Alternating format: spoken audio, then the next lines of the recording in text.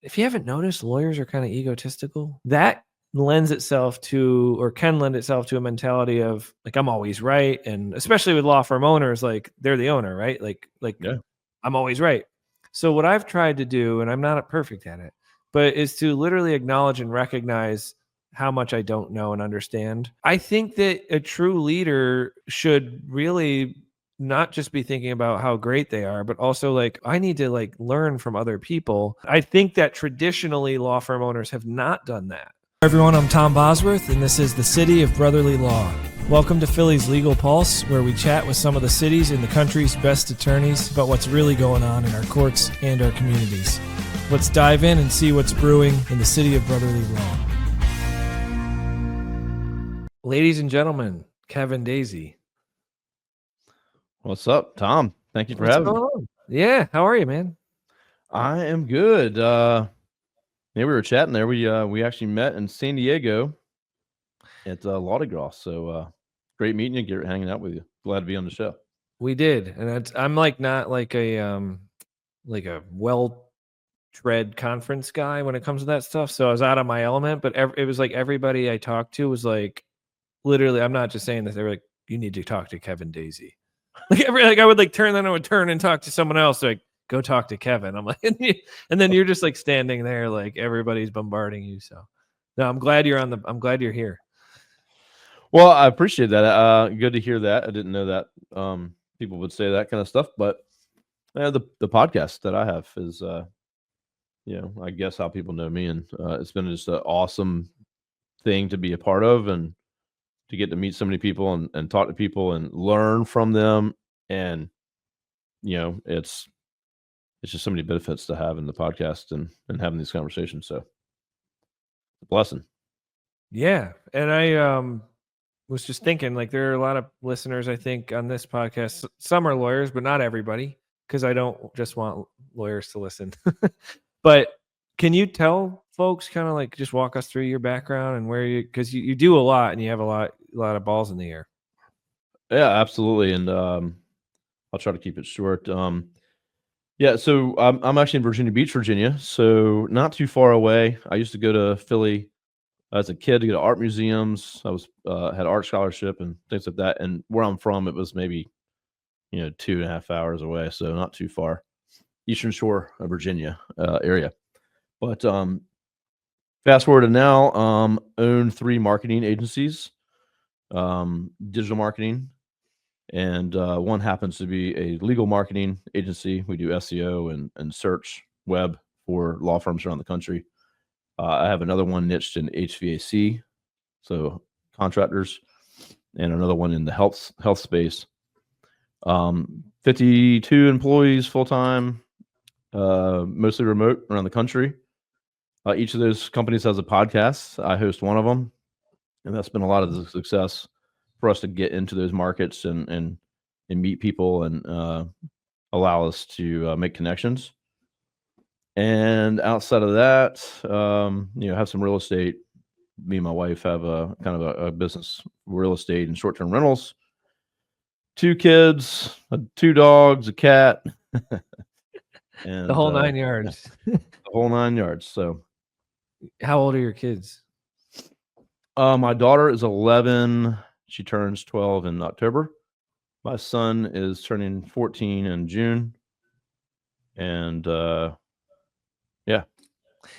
Nice. Mine are 5 and 3, and I'm planning my 5-year-old's birthday party, which involves a bounce house. And because I'm a lawyer, and we have a pool too at the house, so I hired a lifeguard, and now I'm getting made fun of because it's like the most lawyerly thing to do. I'm like, I hired the lifeguard because I don't. And then, by the way, if I get sued now, I'm going to like say this on a podcast. It's going to be admitted against me in court. But I'm like, I'll hire a lifeguard because all these kids are coming over, and that's the right thing to do. But then, God forbid, something happened. There'd be some lawyer like me saying we hired the wrong lifeguard. But that's hilarious. Yeah, we have a pool. I put a pool in. Funny quick story. My business partner, he's about 10 years older than me, and he had a pool when we started this business together in 2017.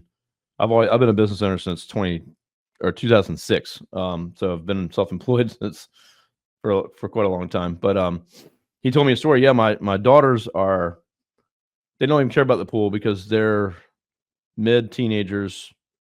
They don't care about mom and dad or being home, and They're too cool. we put a pool in, and guess what? No one even uses it. Nope. And he told me that story when my kids were like, 3 and 5, basically. And I was like, I came home that day and was like, get quotes for a pool. Like, let's just do it now. And so, because we were like, yeah, maybe in a few years we'll put a pool in. So we did it right away. But they liked it when they were little, I bet. Yeah. And now they still kind of use it, but they're kind of like, they could care less already at this point. So, but I've had the pool parties, done all that stuff. Definitely changing now to be a little bit more, they want to go somewhere, a restaurant, or they want me to actually spend money on stuff. Yeah, I know that how that goes. Wait, did you say you had an art scholarship? Actually, I had an art scholarship. Yeah, from drawing, painting, and I used to, from my small school. I was, I guess, one of the top in my school. So I got sent to again, Philly on trips and Washington D.C. to museums for by myself, literally on overnight Really? trips. How old were you? It was probably in 10th grade, 11th grade, something like that. So you would just be like a 15, 16-year-old kid being sent to different cities to paint and just kind It of. would be one kid from each school across the state of Virginia, and that we would all have a hotel block room, and I would be the only one there by myself, pretty much. That's awesome. Yeah, it was cool. Got the art scholarship that I was going to get, never used it because I went to school because I just think I was like, well, I don't think I can make any money doing that. Right. And so I went to school. I was like, I'm going to be an architect. So I like design.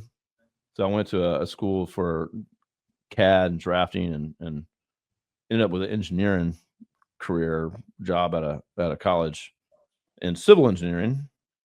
And so about 2 or 3 years of that, I was in a cubicle. I was crushing it, and then I met a bunch of entrepreneurs. I got invited to a local technology group. Kevin, come out. I'm like, why? I don't fit in here. So I went out to it, and I know we're on a tangent, but no, this is good. There was a bunch of entrepreneurs in the room, and the head of Cox Communications and some of these other big companies around here. And I'm just like, this is crazy. I'm 23 years old, or 22 probably at the time. And they were just like, yeah, come on in, Kevin. And what do you do? And I just immediately was like, well, I like to build websites because I didn't want to talk about civil engineering for my company. Right. And I always like to make websites just for fun. And so immediately people are like, oh, this is 2005, right? So you can build a website? I'm like, yeah. And then it was just instant, well, I need a website and I need a website. And I quit my job within 6 months from that date, and no plan, no money at all. And I had 10,000 in my 401k because I was in the company for 2 years. Cashed that out, got about 6 of it, and that was all I had. So that's awesome. Yeah. I love I don't know. I love talking about being entrepreneurial and people that have taken that leap because I don't know. I just feel like there's a camaraderie there, and I've been at places that I've worked as an employee and been, doing well. So it's not you know what I mean? There's always, I don't know. I'm a firm believer that fear is your worst enemy in that regard. I think that the overwhelming majority of people likely that don't ever leap or take that step off the ledge, I would bet money regret it down the line. And that's obviously, I'm saying that with the caveat that not everybody comes from the same background. Not everybody has the same resources or opportunities. That's 100% true as well. So I'm not offering judgment. I'm just saying, I think people that have approached that fork in the road where they have an opportunity to go venture out and do something on their own or stay safe. I don't think anyone's oh, I'm so glad I stayed safe. I don't know. Do you agree or I totally agree. And I maybe lean too hard into it sometimes, kind of like you were just saying, not everyone's. I grew up in a single wide trailer, zero money. Mom, just came from nothing really. So I never really had those opportunities. I had to pay for my own college and get Same. student loans Same here. Yeah. but I could have done nothing, I guess, or I was a roofing contractor when I was a teenager, doing roofing and working in restaurants, and I knew I didn't want to continue to do that. So I moved away and went to engineering school, and just knew I had to make a decision, even though it wasn't really exciting to me. Um, and I think what did it for me is I was in an engineering firm, again, coming from nothing with no full-time Right. jobs. Right. Where I'm from is there's no like full-time career potentials anywhere. It's seasonal restaurant work or construction. That's it. Same. A police So officer, firefighter. sure. I don't think I was cut out for any of those things. Oh Oh, look, wow. we're Balloons. celebrating. That's extra. Um, so so anyway, it what works for me, and this is I was young 20s. I think for anyone young listening, and I tell my kids this all the time. They're only like 11 and 13 right now, but what did it for me is I looked ahead. So you just said like, staying safe. You look back and say, "Man, I wish I would have done it." What did it for me, and maybe this will work for someone else or not. Uh, we had someone come around in our company and go, "Kevin, we want to go over your benefits and your 401k and what it looks like, 30 years from now."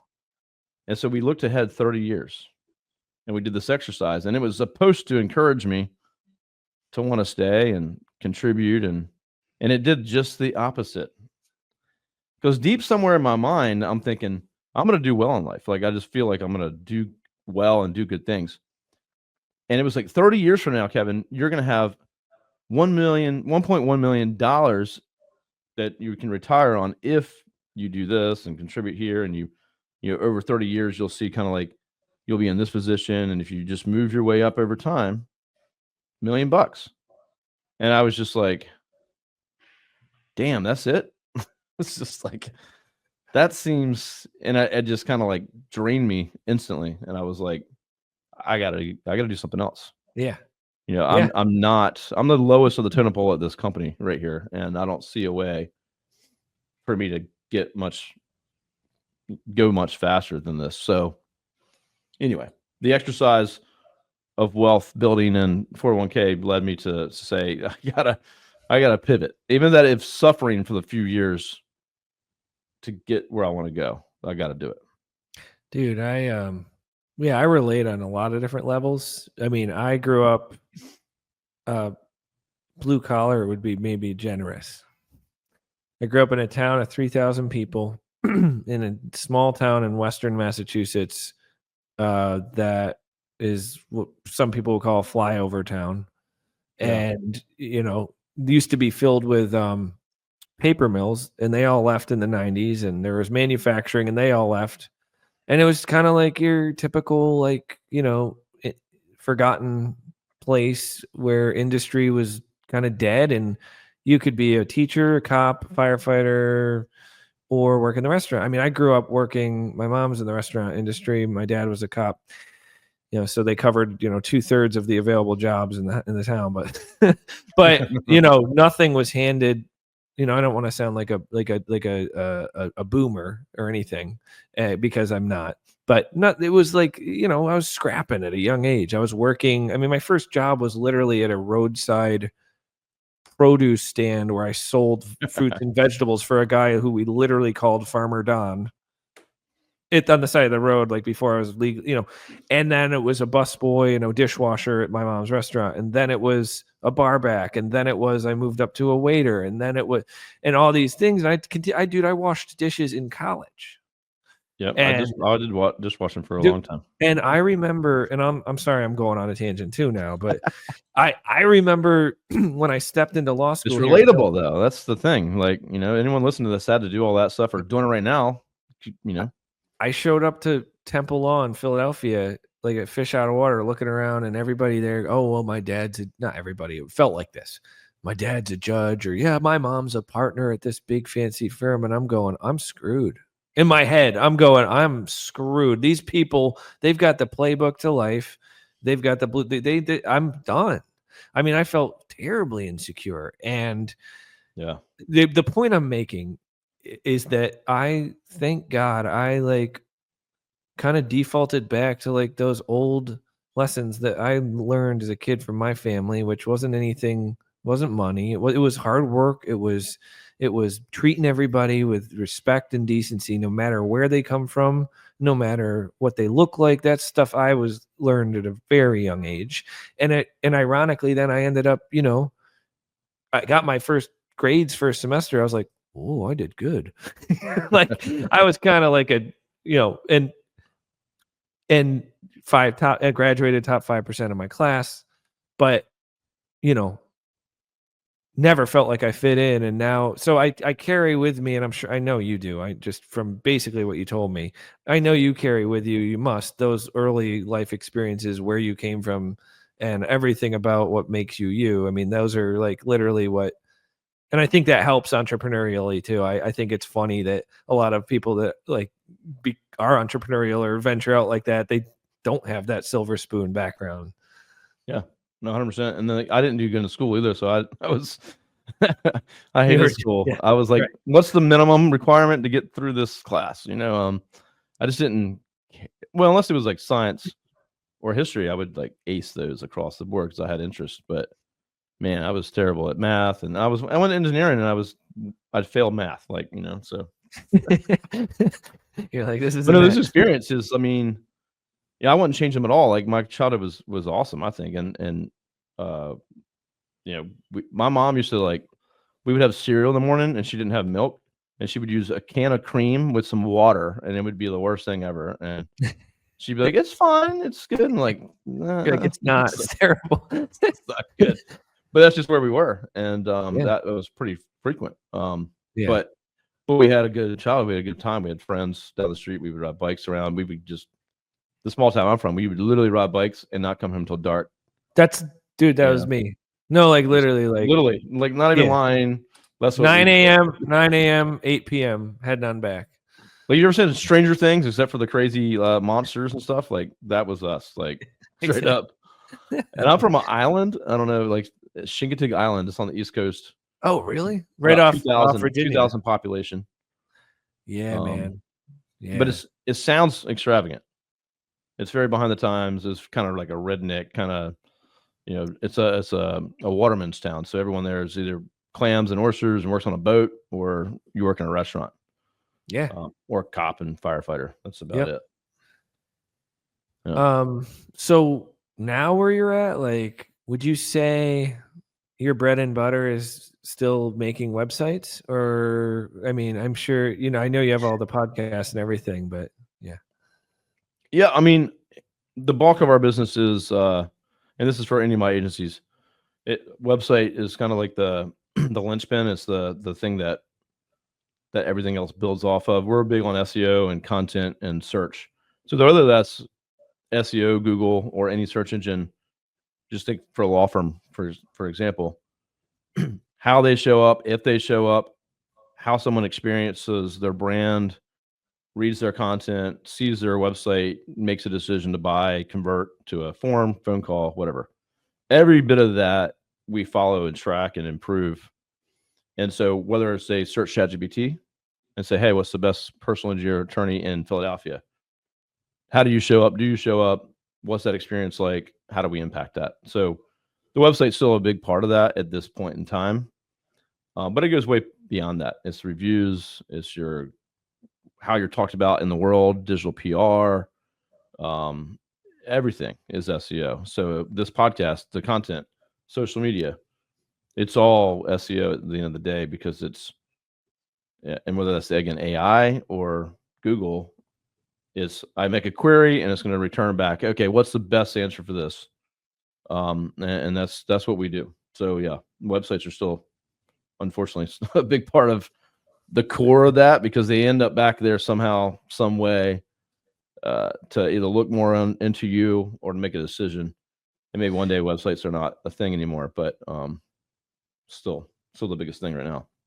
Do you think that, and this is just something I wonder about, like, as a lawyer and as somebody who's on social media, but also I don't really understand how websites work. Like, I literally have no clue. I mean, I know like how to type one in, but do you feel like there's any like tension between like websites versus like social media presence, or do you think that those two things sort of blend together? Because we're obviously shifting in society with social media, and I mean, how do you think about that as from your where you sit in your chair? Yeah, I mean they literally tie together. And okay, old school me as an agency owner, like say a couple years ago, it's like web, don't do traditional TV, radio, bad, bad, bad, bad, bad, billboards, waste of money, blah blah blah, and then social, great. You're unlikely to be an influencer, and then you're still trying to focus geographically, so it's hard to target, and you need to do it, but it's more just to make sure that you look up to date and that people know that you're in business and whatever. Flip that to now to today, where the website is still a massive part of getting new clients and people are going to go there. Without a good social media presence, Google doesn't trust you as much or have a better view of who you are to be able to rank you. Without billboards, radio, TV, you have no brand presence in your market, Philadelphia, whatever. So your name's not recognized, which PPC is harder because people don't recognize that they're not going to click an ad. SEO is harder. Google doesn't have a clear understanding of who you are and that you're experiencing what you do, because your website is the only place where you say, I'm awesome. It needs context. It needs outside influence. It needs reviews. It needs other things talking about you as a firm to justify why they would even rank you in the first place. AI is doing the same thing. So if you're not on LinkedIn, if you're not on indexable social media, then you're not completing that whole circle. So all these things are super important to a website being effective. And at the same time, yeah, at some point, will a Facebook page be your website and it satisfy everything? I don't know, maybe. So right now, it is still very interweaved and connected. And I would tell a lawyer or law firm or any business owner, everything is important to do. Right. You just need to look at the strategy, build out a strategy based on data and your competition. Look for an area that you can squeeze yourself in that your competition is not paying attention to. And what do you do first? And where do you put your effort first? Because everyone's already there. So if you start a new company, do you go build a website and try to do SEO out the gate? Probably not going to be that easy. If you don't have a brand or a presence and no reviews, that's going to be a very challenging road to go on. Do you dance around on TikTok and try to blow that up? So it's really just stepping back and saying, okay, what does my competition look like? Where am I at? What can I do to start getting into this game? And what's the right channel to start in? So, but at the end of the day, at some point, you need to be doing all those things to be successful. Yeah, you're like making me think not to hire you like on the podcast on the spot, but like I'm like I might like we should talk, because I'm like at a point where I'm lucky because I got 300,000 followers on TikTok, 25,000 followers on Instagram. So starting my firm at 33 years old, I was already lucky and privileged to have that base, right? I mean, I've never spent a penny on pay-per-click, or not one penny, but at the same time, I'm like, I want to round it out more, right? Like I'm another thing about like growing up and working hard and having to grind is I'm always like, everything's going to fall apart tomorrow. Like, like literally It feels like it sometimes. yeah. And that's healthy. And in some ways it's not, but I do want to kind of round out, and I've done some SEO stuff, but it's hard. Like, I sympathize with people starting out just in SEOs. It's so saturated and it's so expensive and it's so time consuming to actually even get on the map, especially when you have firms dumping like zillions of dollars into it who have been around for 50 years. Like, if that's like your, like, if that's your only like move, that's not, it's just, so to your point, like, I think you're kind of saying this, we're saying the same thing, is you got to kind of cover all your bases.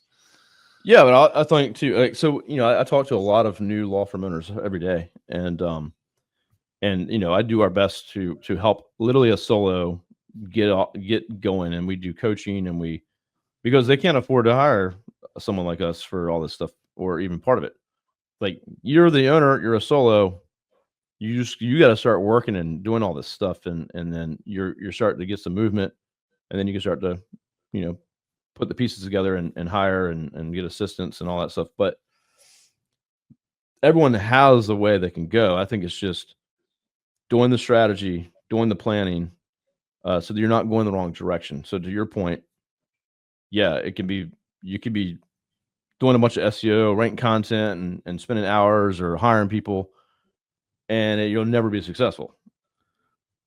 The other thing about SEO, and I hate to just use SEO because that's a lot of what we do. Are you even doing it right? Is probably the biggest thing, and that's not many people know. 99% of agencies in my space, competitive, 99% really don't know what they're doing. Right. Really know what they're doing. There's a few that really know what they're doing, and so to be a lawyer, just to kind of haphazardly doing SEO and hoping for the best. That's what I've been. That's what I've been You know, doing, Kevin. By the way. well, look how successful you've been though with social media. Like, No, I how know. I'm hard not complaining. I just, that's super hard to yeah, do.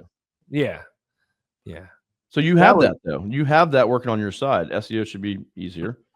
yeah. Paid ads would be easier. You got a name that's recognizable. And so you have a piece of the puzzle figured out that most people don't ever get figured out. And like for me, I know how to do SEO, but how to get hundreds of thousands of followers, I'm not good at that. Don't know how to do it. So, It's different strokes for different folks, but it's like it's all interesting.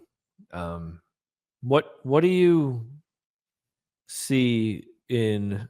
Well, I guess I'll ask. Do you see patterns in lawyers and law firms that consult you in terms of like stumbling blocks or common impediments or common ways of thinking that you're trying to help them get over or from a marketing standpoint? Because I always lawyering and marketing very different, and if you haven't figured this out by now, God bless you working with all the lawyers you do.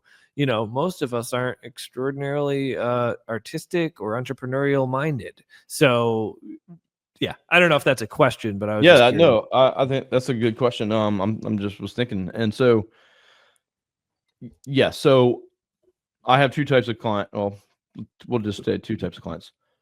One, you have the client that is eager, they're entrepreneurial, and they already have the mindset of, I know this is a business, and that's how I'm running my law firm, and they're interested in all the pieces, people, culture, intake, sales, marketing, and you can tell in 2 seconds. They come to the table. I have my first talk with a law firm. My questions are all about business, nothing about marketing.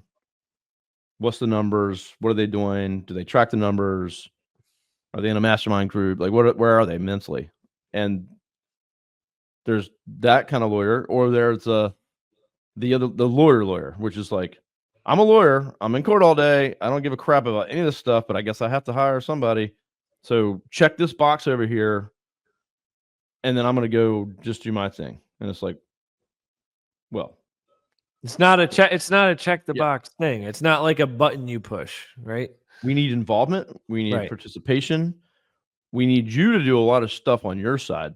Get reviews. Do you have a review process? Because if you're not getting reviews and maybe they have multiple offices and now we have to have a plan to get reviews across multiple locations if they want them all to be successful online, and you know blah blah blah blah blah, right? What's the inner workings? Do we have a liaison there? What's your social media? We don't offer that, but are you getting that handled? Because that's important, and for us to be as successful as we can be. We have to write content, that you have to review the content. It's got to be approved by a lawyer. We're following laws and ABA guidelines for your state and practice area. It's a pretty complex thing, right? So, and then we want to have conversations with them about their business, the leads, the quality. Are they listening to the calls?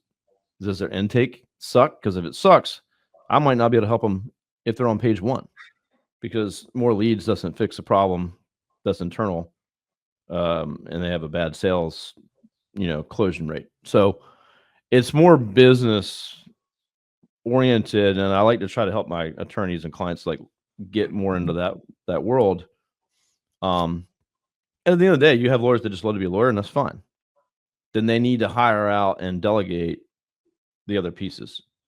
Some lawyers want to just be a CEO and not lawyer at all.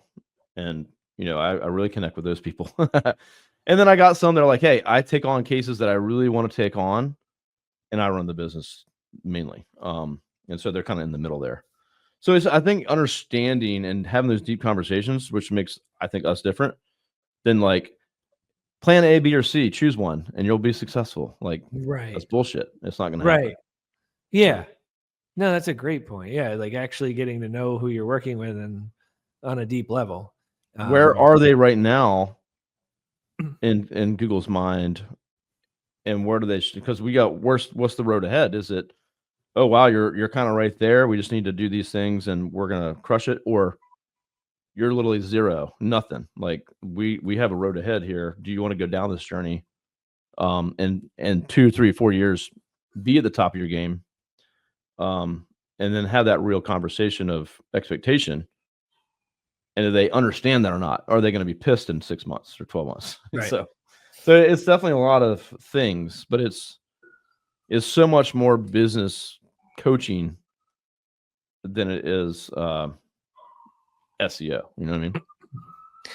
Which is Yeah. cool because that's what I enjoy. Well, when I started my firm 2022, one of the things that I really was like mindful of and wanted to do differently than I think most lawyers, and I still try to this day to approach every day at my firm, is like, if you haven't noticed, lawyers are kind of egotistical.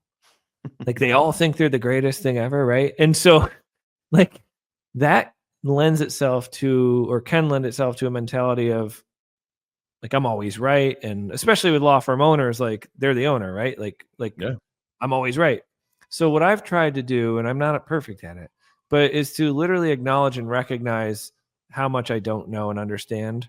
And that's not I don't think a sign of weakness, but rather of strength, because I want to talk to people like you and other people who are not lawyers to tell, because here's the thing, who's my consumer base, who's my customer base, who's my demographic? It's not, I mean, yeah, I get a lot of business from other lawyers because they know I'm good at what I do, but that's already there, that's going to be there.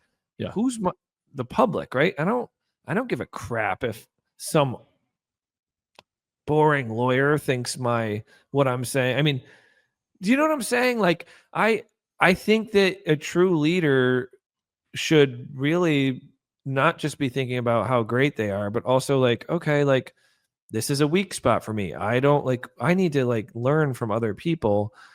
And I think that traditionally law firm owners have not done that. And so when you measure those older firm success, it's in the context of, what they were and weren't like utilizing. What tools were they? What tools were they using, and what tools did they never pick up? So I don't know if that's anything that rings true at all, but that's kind of what I'm thinking about. Yeah, it's I sometimes I have a personal injury lawyers are known for this mostly, but call, like, reach out, and I call them, and I still do all the business development really from the law firm side, not the other two. But so I told any lawyer, because it's just sticky. It's hard to sign a lawyer up for a contract to work with us. They have to be a good fit, and my team doesn't Right. deserve to get a shitty lawyer that's going to be Yeah. down their throat the whole time. Yep. So but I see them all the time. They'll call. They won't show up to a video call. They want a phone call. They book 45 minutes, which is my meeting time, and they like, I only got 15. And then they go, Kevin, this is what we need. I don't want to hear anything about anything else. We want this. This is the solution. And if you can do that, give me some pricing. And they want to skip everything else. And it's like, well, I need more time, and I need to show you some things. And they're like, nope, I don't want to. Well, that's fine. You should, this is not how we work. So Yeah. we don't need your business. If you don't want to go through the process and listen and learn, they're going to be an absolutely terrible client for sure. Yeah. So I love the clients that are like, hey, I don't understand any of this stuff. Cool, just tell me like how much. And I also try to ask, hey, how much do you know about this stuff? A little bit. You've been in business for a long time. So, and they're like, yeah, I've had 3 agencies that I've hired and somewhat have a clue. And like, we want to teach you, but I don't want to overstep either. So, like, how much do you want to know, or how much Right. do you not want to know? Like, where are you? Right. And again, some are like, man, I'm all into knowing all the data and the numbers, so I want to geek out. Cool.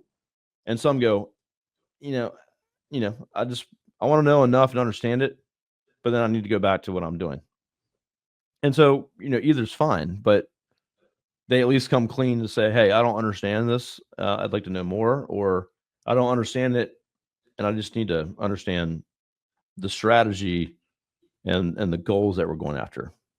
And then, so we just kind of treat those clients differently, but but they need to open up. You're a lawyer, smart, that's great, but you're not going to know everything. And like Jen Gore has been on my podcast a few times, and she's like talking about intake. Well, she's been working on intake since she started, and she's always like, got to work on intake. It could be better. You know what I mean? It's always things could be better, and having that open mind and not that you know everything is going to serve you a lot better. Jen, while we're on that topic of Jen, I love Jen. Jen's a good friend of mine. She literally called I got a call from Jen like a month ago. She's like, she's testing out your intake, dude. She literally called me. I'm like about to go to breakfast, and she's like, you have a huge problem. I'm like, what's up? Like, Jen, like, it's nice to talk to you. Like, she's like, yeah, you need to. I just tried to call your law firm, and the phone, like, it sent me to, and she described like her phone call kind of got lost in translation, and it actually ended up with me like literally. Like at first, I was like, okay, Jen, but then when I looked into what happened, I was actually like, wait a minute, like, this is a problem, and it actually led to me sort of like revamping that whole thing. But she's a very smart mind when it comes to that type of stuff, and she's someone who thrives by, I think, constantly learning and constantly, how she is collaborating. But I think it's no secret why she's been successful, and I think that, especially in this era of technology, and we're in the social media technology era. I think, if you're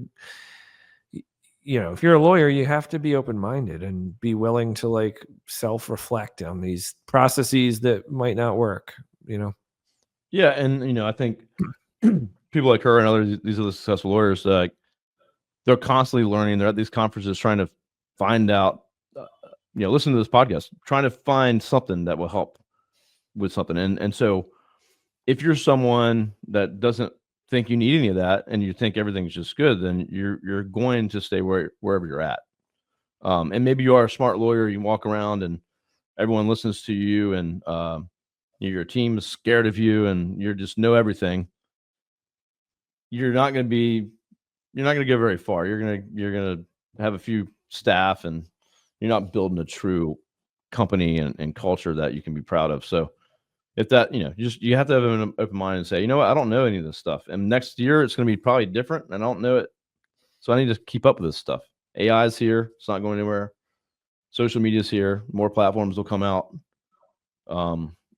So if constant change is not something you want, don't start a business. Yeah, that's the truth. And back to I'm safety, like, right? If you want to be safe, get a career that you can sit in, take your paycheck. and and my wife has a career, and she makes really good money, and it's stable and it's great. And I'm always trying to get her like, hey, we could start this as your own business. You know how much more money you'd make? And she's like, absolutely not. She's just not. That's I not don't her. want the headache. I'm good, right? Well, she sees what I go through, but my mind is like, oh, we could rebuild. We could just do this and that, and but it's and she's in the staffing world, but yeah, if you want safety and you don't want change, get a job somewhere. You what you'd said about like the lawyers who like don't want to hear anything, and like they're angry and blah, blah. Like, it just made me think, 'cause, like, leadership is something I'm really passionate about as a law firm owner and what that really means. And again, I don't proclaim to Mhm. be an expert on this or even be good at it. It's just something I want to learn about. But I think, so I played baseball and basketball, and like, not that that's necessary to be, but I kind of look at it that way in terms of running a firm. And these negative and toxic patterns I see in many law firms is that, like, that traditional model of, like, the authoritarian lawyer who can't be told he's wrong marching around in a suit that everyone's afraid of. And I'm like, yeah, like, that doesn't really work. Like, you might be able to maintain a firm technically, but what if you, like, I don't know, inspired people by leading kindly, by being somebody who was open to criticism, by being vulnerable? What if you tried that? Maybe you'd motivate people more. Maybe they would,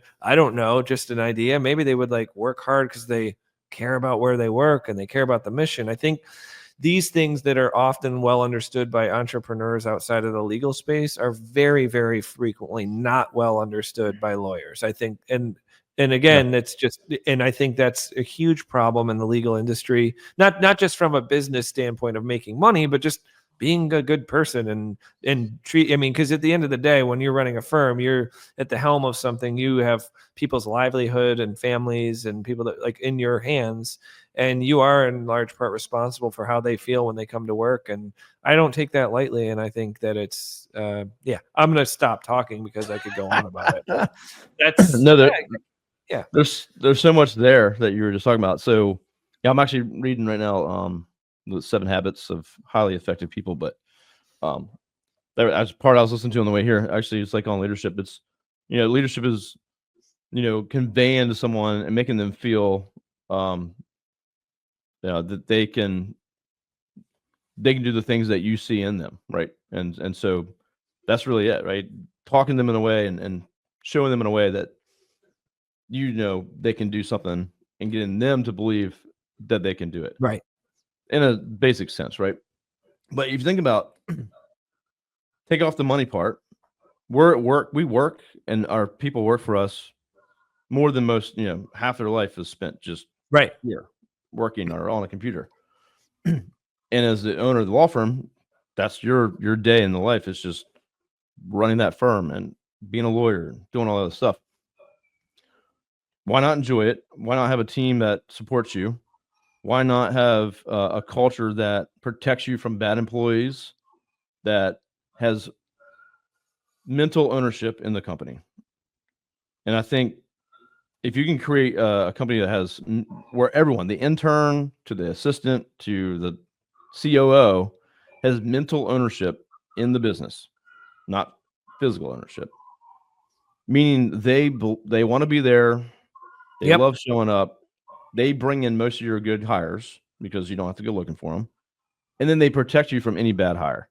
Hey, Yep. Bob, I know he's only been here for about a week or two. Something's not right.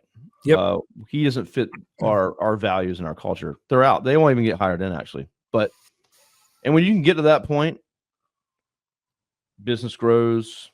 You're more profitable. You help more people. Your clients see it. When someone picks up the phone, it comes through the voice of the person on the other end.